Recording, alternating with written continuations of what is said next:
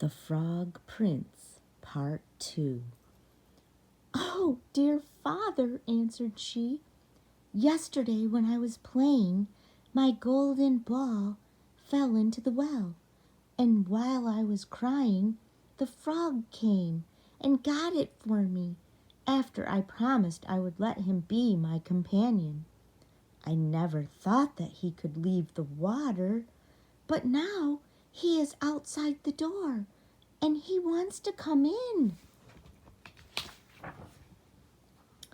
Then they all heard the frog knocking the second time and crying, "King's youngest daughter, open the door to me. By the well water, what promised you to me? King's youngest daughter, now open the door to me." "You must do as you promised," said the king to his daughter. "Now go and let him in." So she opened the door, and the frog hopped in. Then he cried, "Lift me up to sit by you." But she delayed doing so until the king ordered her. When the frog was on the chair, he hopped up on the table, and there he sat and said, "Now push your golden plate a little nearer so that we may eat together." And so she did, but everybody could see how unwilling she was.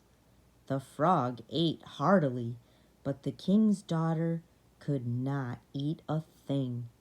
"Now I am tired," said the frog at last. "You must carry me to your room, and we will lie down and go to sleep." Then the king's daughter began to weep, for she was afraid of the cold frog. Now the king grew angry with her and said again, "You must do as you promised." So she picked up the frog with her finger and thumb, carried him upstairs, and put him in a corner. When she had laid down to sleep, the frog hopped up, saying, "I am tired and want to sleep. Take me up, or I will tell your father." Then she felt beside herself with rage, and picking him up, she threw him with all her strength against the wall, crying, "Now be quiet, you horrid frog!" But as he fell, he ceased to be a frog, and suddenly became a prince with beautiful, kind eyes.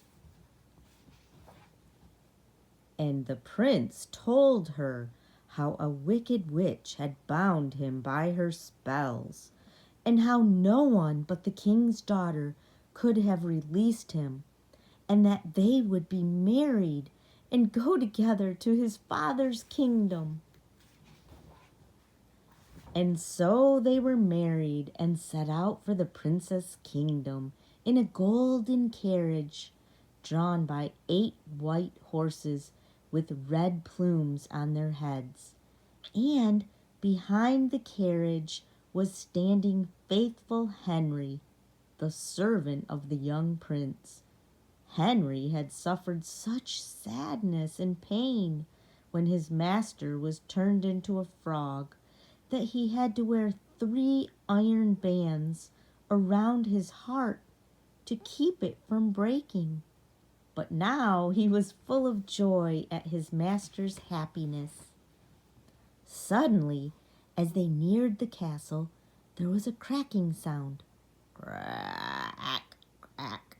The prince thought it must be a wheel breaking, but it was the bursting of the bands from around Henry's heart, because he was now so relieved and happy that the prince was free again.